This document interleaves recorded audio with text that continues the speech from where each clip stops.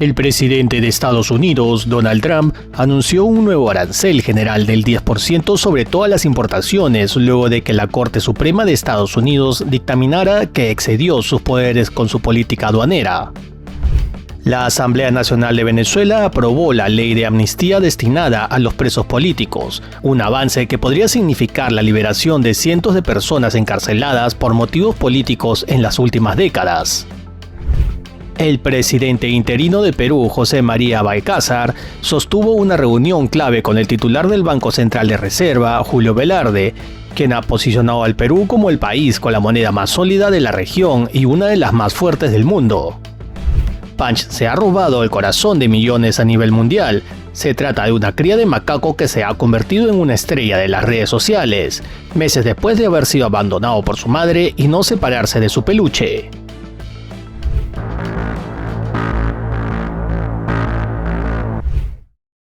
El presidente de Estados Unidos, Donald Trump, anunció un nuevo arancel general del 10% sobre todas las importaciones luego de que la Corte Suprema de Estados Unidos dictaminara que excedió sus poderes con su política aduanera. El fallo del máximo tribunal representa un revés significativo para la estrategia comercial de la Casa Blanca. La Corte, de mayoría conservadora, determinó que el mandatario sobrepasó sus atribuciones constitucionales al aplicar ciertas medidas arancelarias sin la debida autorización legislativa. En respuesta, Donald Trump calificó la sentencia como profundamente decepcionante y afirmó sentirse absolutamente avergonzado por ciertos miembros del tribunal que votaron en su contra. Además, lanzó duras acusaciones al asegurar que el alto tribunal estaría influido por intereses extranjeros, declaraciones que intensifican la tensión institucional entre el Ejecutivo y el Poder Judicial. Pese al fallo adverso, el presidente dejó claro que no dará marcha atrás en su política comercial. Durante una rueda de prensa anunció la imposición de un nuevo arancel universal del 10%, medida que afectaría a todos los productos que ingresen a Estados Unidos, independientemente de su país de origen. Gobiernos como el de México ya han reaccionado a esta medida impuesta desde Estados Unidos. Donald Trump también aseguró que su administración recurrirá a otras alternativas legales para mantener su agenda arancelaria. Ahora se utilizarán otras alternativas para reemplazar las que el tribunal rechazó equivocadamente, afirmó. Según el mandatario, estas nuevas opciones no solo permitirán sostener la presión comercial, sino que además podrían generar mayores ingresos para el gobierno federal.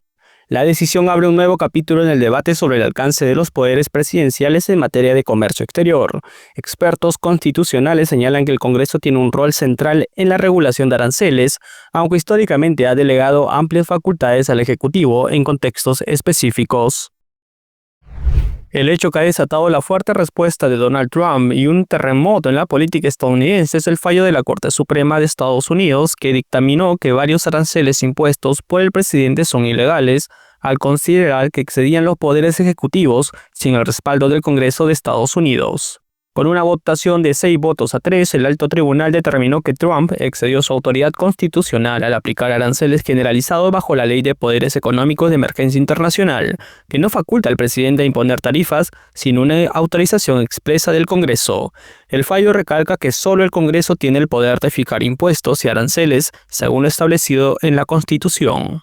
La decisión invalida los aranceles impuestos a más de 160 países y socios comerciales, muchos presentados como recíprocos, para responder a prácticas comerciales consideradas injustas o relacionadas con seguridad nacional o narcotráfico. Aunque la sentencia no afecta a gravámenes sectoriales aplicados bajo otras leyes, como los aranceles sobre acero, aluminio o automóviles, sí deja sin efecto la mayoría de las tarifas masivas que caracterizaron la agenda comercial de Trump. Sin embargo, la decisión no especifica qué ocurrirá con los fondos ya recaudados por los aranceles impulsados durante la administración de Donald Trump. Hasta el 14 de diciembre, el gobierno federal había obtenido unos 134.000 millones de dólares de más de 301.000 importadores, según datos de la Oficina de Aduanas y Protección Fronteriza de Estados Unidos y documentos presentados ante el Tribunal de Comercio Internacional de Estados Unidos.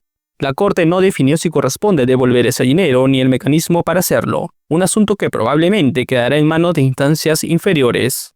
En su voto en contra, el juez Brett Kavanaugh advirtió que la eventual devolución de miles de millones de dólares podría generar un proceso caótico y con fuertes repercusiones económicas.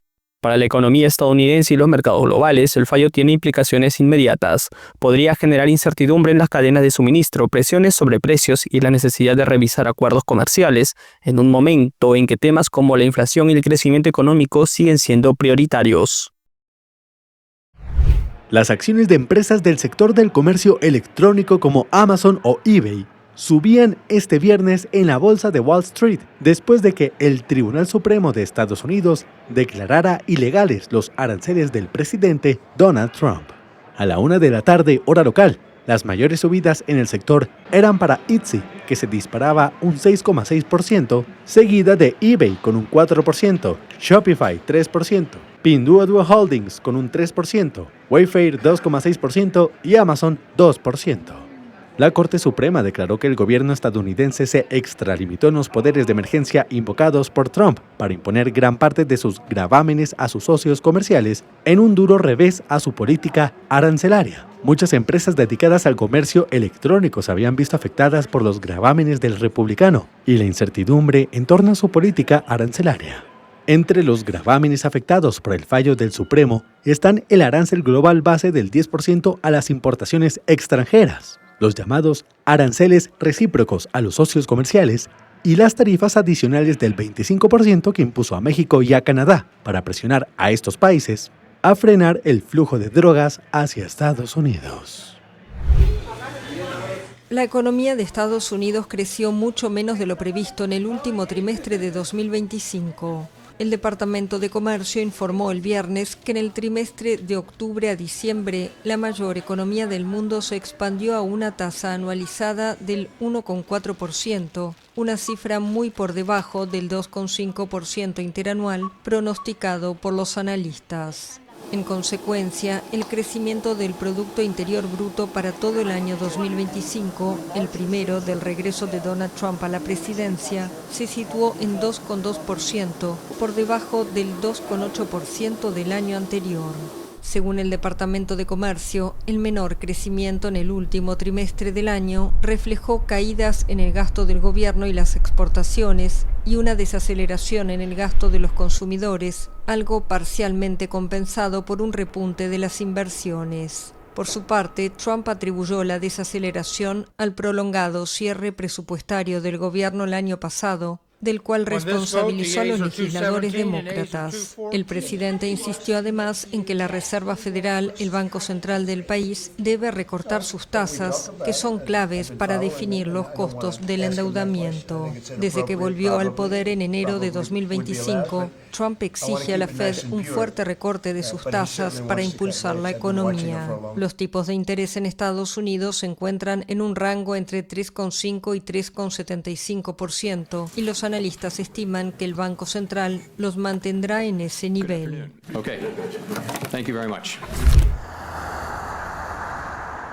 Un aeropuerto del estado estadounidense de Florida será rebautizado como presidente Donald J. Trump. La Cámara Legislativa Estatal, controlada por los republicanos, aprobó un proyecto que propone el cambio, que ahora depende de la firma del gobernador Ron DeSantis para convertirse en ley. La modificación también debe ser aprobada por la Administración Federal de Aviación. El aeropuerto de Palm Beach, una ciudad conocida por sus playas de arena blanca y sus lujosas mansiones, se encuentra a apenas unos minutos de la residencia del mandatario en Mar-a-Lago. Trump, quien como magnate inmobiliario ha estampado su nombre en edificios de todo el mundo, busca ahora dejar su huella en el país con una campaña de imagen y construcción sin precedentes. La junta directiva designada por el presidente en el Kennedy Center, un complejo artístico y monumento en honor al fallecido presidente en Washington, votó en diciembre para cambiar su nombre a Centro Trump Kennedy. Ese mismo mes, el Departamento de Estado añadió el nombre de Trump al Instituto de la Paz de Estados Unidos. Según informes de medios estadounidenses, Trump también ha intentado rebautizar con su nombre la Estación Penn de Nueva York y el Aeropuerto Internacional Dulles de Washington, aunque en estos casos las iniciativas fueron rechazadas. El Departamento del Tesoro también confirmó informes que indican que ya está listo el proyecto para sacar una moneda conmemorativa de $1 con la imagen del mandatario, a pesar de que existen leyes que prohíben mostrar la imagen de un presidente en funciones o de una persona viva.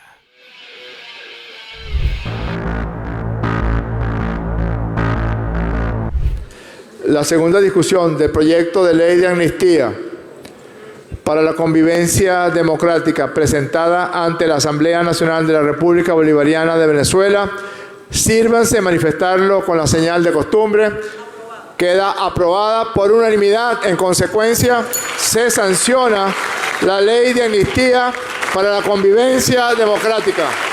La Asamblea Nacional de Venezuela aprobó la ley de amnistía destinada a los presos políticos, un avance que podría significar la liberación de cientos de personas encarceladas por motivos políticos en las últimas décadas. La medida fue aprobada por unanimidad y luego firmada por la presidenta encargada, Delcy Rodríguez, marca un cambio significativo en la política interna venezolana tras años de negación oficial de la existencia de presos políticos en el país. Desde postura de presidenta encargada, chavista, hay que saber pedir perdón y hay que también saber recibir perdón.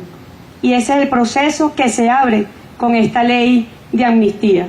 La norma, denominada oficialmente Ley de Amnistía para la Convivencia Democrática, se aprobó en medio de semanas de intensos debates en la Asamblea Nacional, controlada por el oficialismo, y negociaciones con sectores de oposición sobre su alcance y redacción.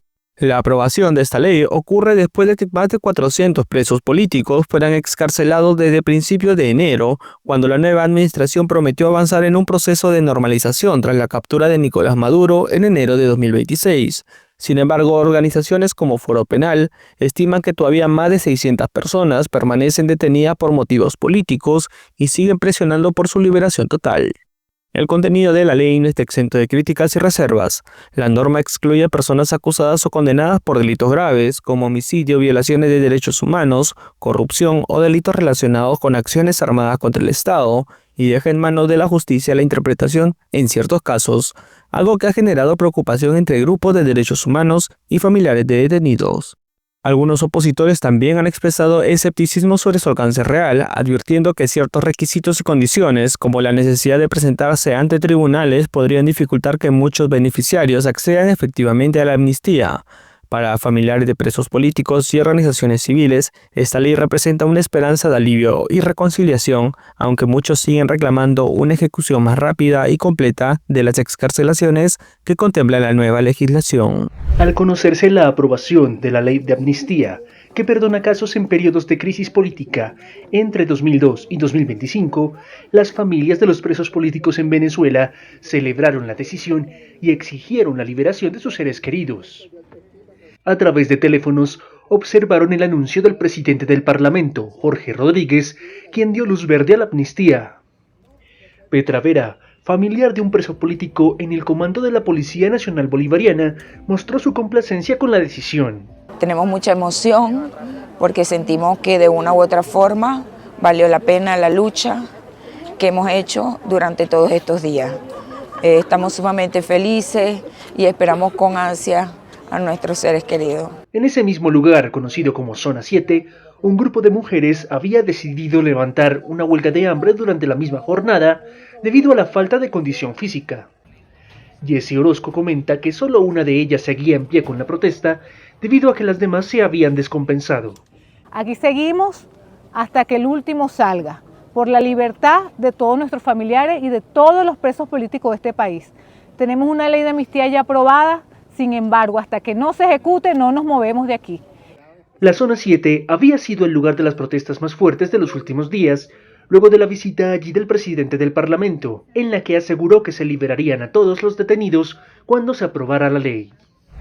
Unos 400 presos políticos de Venezuela quedaron excluidos de la ley de amnistía aprobada el jueves por el Parlamento, ya que el beneficio solo cubre detenciones ocurridas en 13 momentos específicos entre 1999 y 2026, informó este viernes la ONG Foro Penal.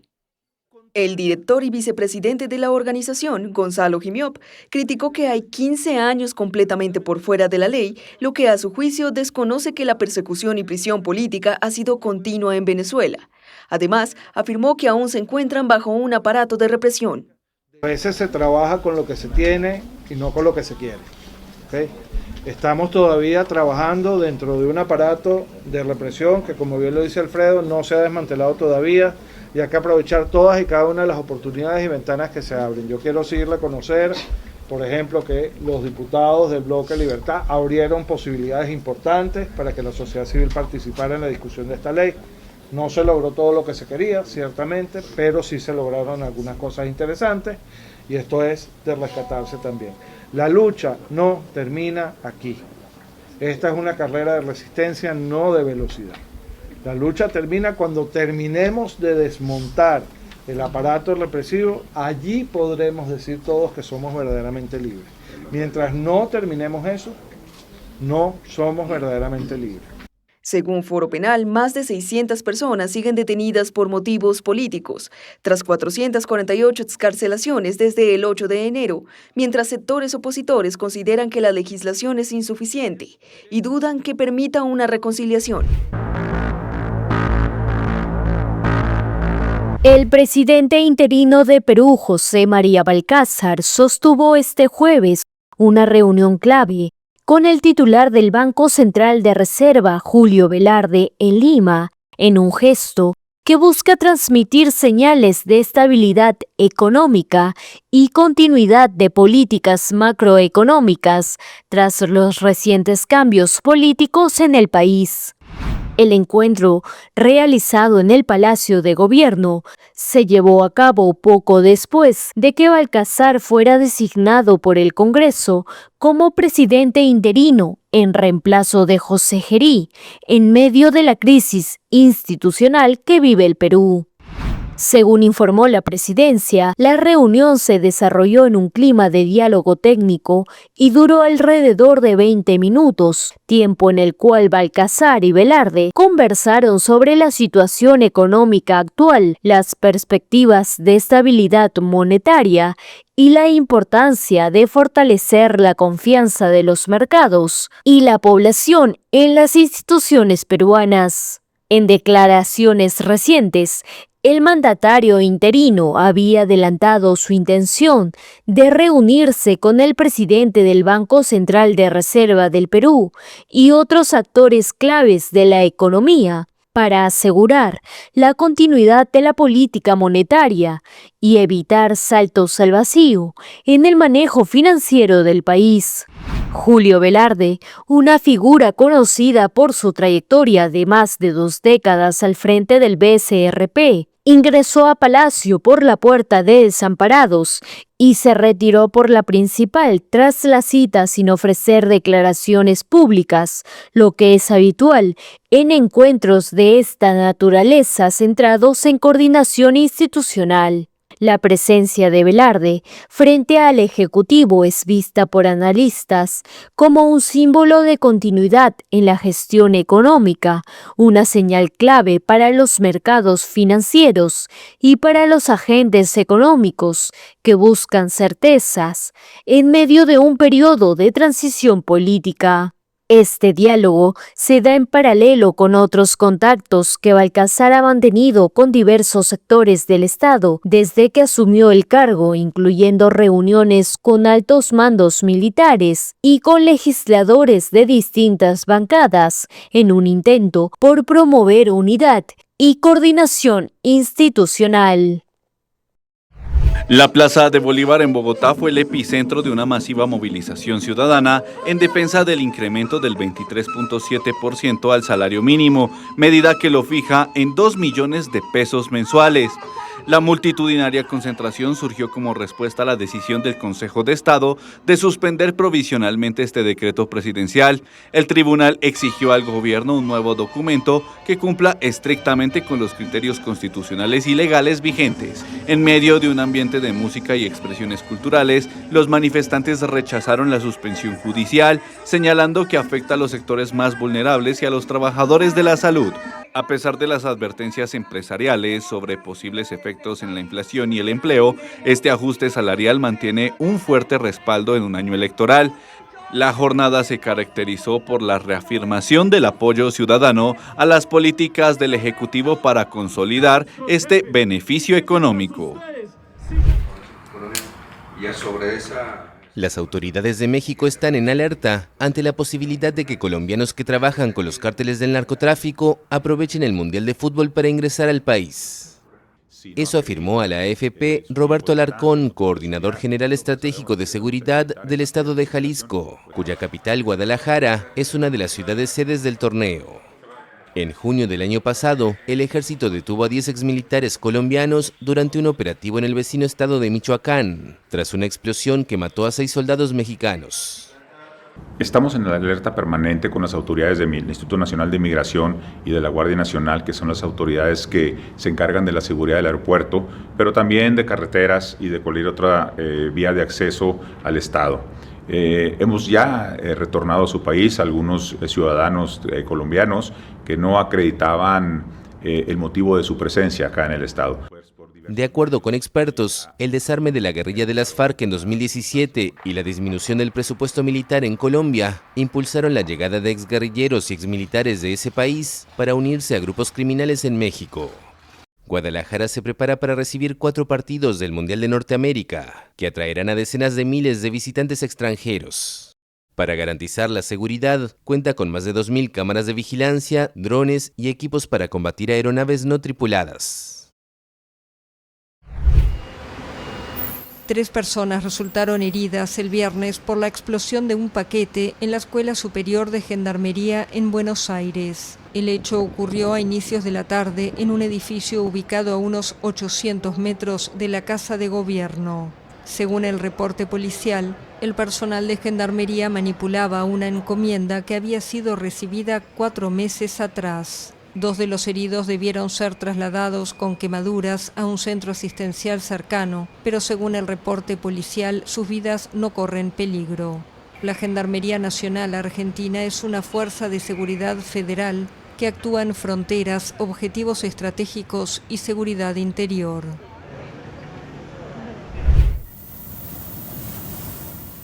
Una joya turística de Colombia fue cerrada temporalmente por motivos de seguridad. Ubicado en la imponente Sierra Nevada de Santa Marta, sobre el Mar Caribe, el Parque Natural Tayrona es también epicentro de disputas entre organizaciones armadas ilegales. El ministro de Defensa, Pedro Sánchez, aseguró que la medida fue tomada ante las extorsiones y presiones por parte de los Pachenca, un grupo paramilitar que también es conocido como Autodefensas Conquistadoras de la Sierra Nevada. Aquí hay un actor criminal, silencioso, por el cual vamos nosotros como fuerza pública. ¿Qué tipo de actividades, son ministro? Los Pachenca, que están generando, de acuerdo a la información que tenemos, extorsión, presionando a ciertas comunidades para que actúen en contra de las acciones legales.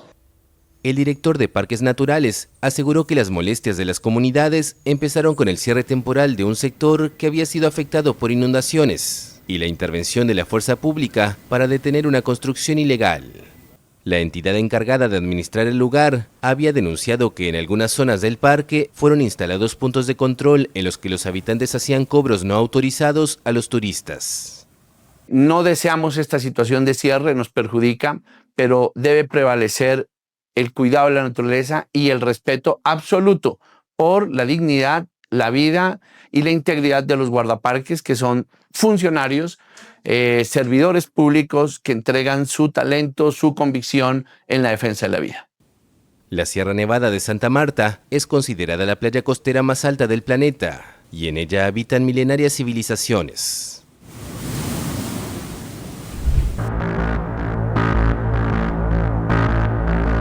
Ucrania y Rusia cumplen 4 años de guerra sumergidos en una diplomacia de claroscuros. Aunque los contactos impulsados por la administración de Donald Trump han mejorado en tono, el alto el fuego sigue sin materializarse. Kiev y sus socios europeos miran con escepticismo a Vladimir Putin, a quien acusan de fingir voluntad negociadora mientras sus tropas avanzan en el este. El principal punto de discordia para el acuerdo es el reparto de la región de Donetsk. Rusia exige el control total de la región para bajar las armas, una condición que Zelensky rechaza tajantemente con el respaldo de Europa. Ucrania no solo se niega a ceder territorio que Rusia no ha logrado conquistar en el campo de batalla, sino que exige recuperar la estratégica central nuclear de Zaporilla. En el tablero de Washington las expectativas son opuestas.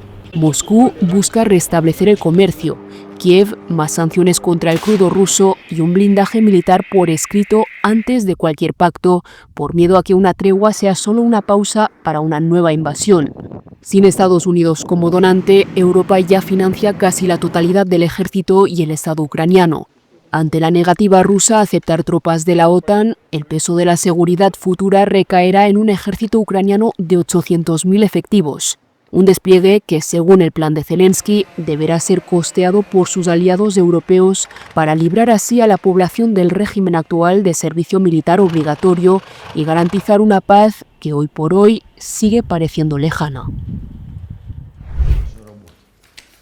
Ucrania no está perdiendo la guerra y cómo terminará el conflicto todavía no está escrito. Eso aseguró el viernes el presidente ucraniano Volodymyr Zelensky en una entrevista con la France Press en Kiev, a pocos días de que se cumplan 4 años del inicio del conflicto. No puedes decir que estamos perdiendo la guerra, sinceramente, definitivamente no la estamos perdiendo, definitivamente. La cuestión es si la vamos a ganar. Sí, esa es la pregunta, pero es una pregunta muy costosa.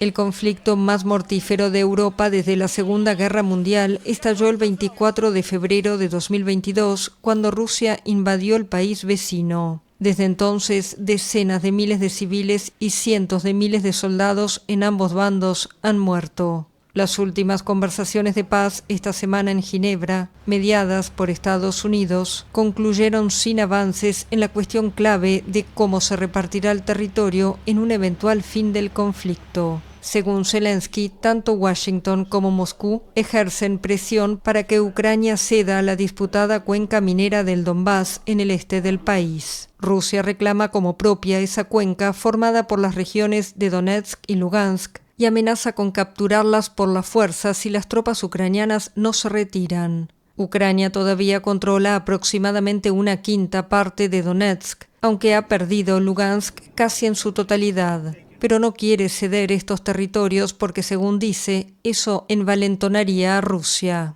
Русські намагаються постійно це зробити.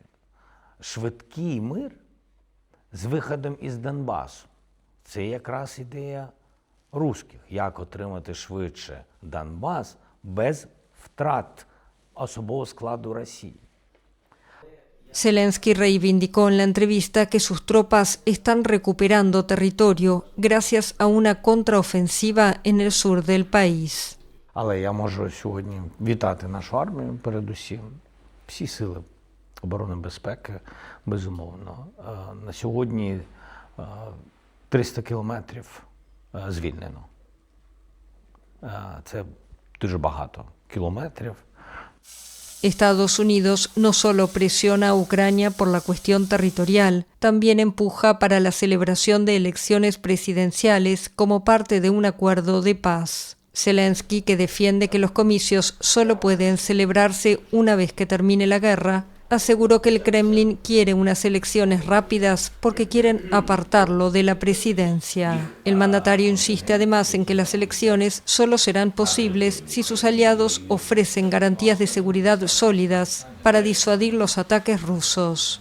El viernes dijo a la France Press que las tropas extranjeras que se desplegarían eventualmente en Ucrania en un escenario de posguerra deberían posicionarse cerca de la línea del frente.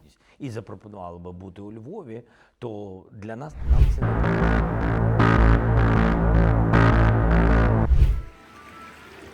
En Japón, un pequeño macaco de 7 meses se está robando los corazones del público.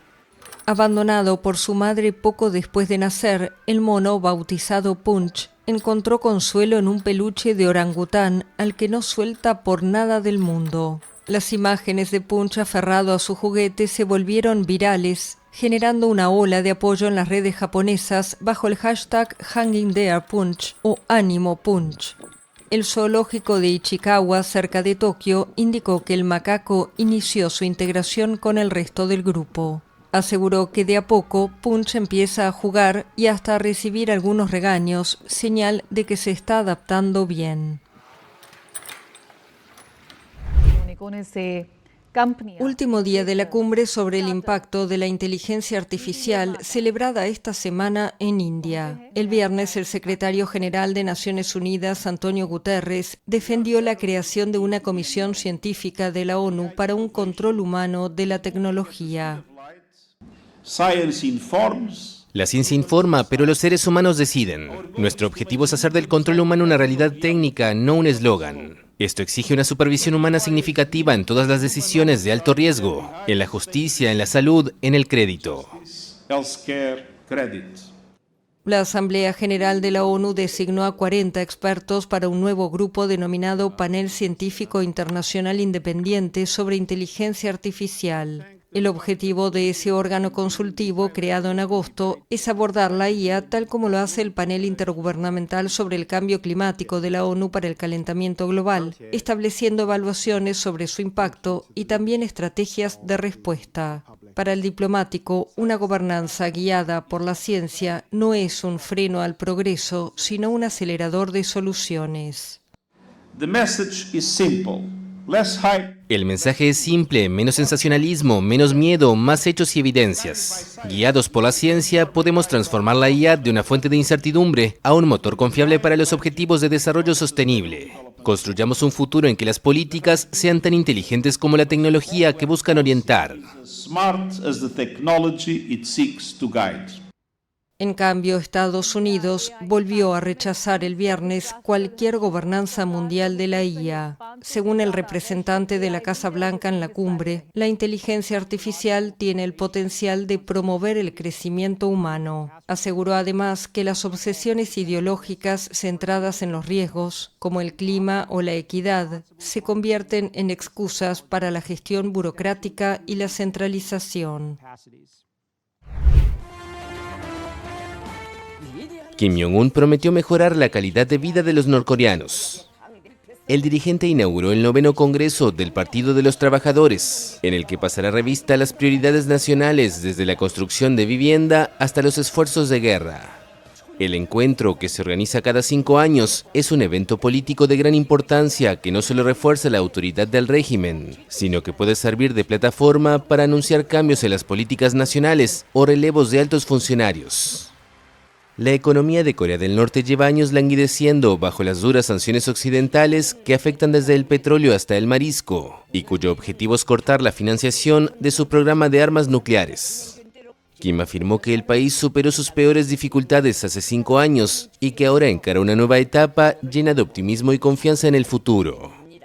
Desde el Congreso de 2021, Pyongyang ha impulsado el desarrollo de su arsenal nuclear, con recurrentes pruebas de lanzamiento de misiles balísticos intercontinentales, en desafío de las prohibiciones impuestas por el Consejo de Seguridad de la ONU. También ha desarrollado profundos lazos con Moscú durante su guerra en Ucrania, al enviar soldados norcoreanos a luchar junto a las fuerzas rusas. En 2024 ambas naciones firmaron un tratado que incluye una cláusula de defensa mutua. 연이어 겹쳐들은 자연적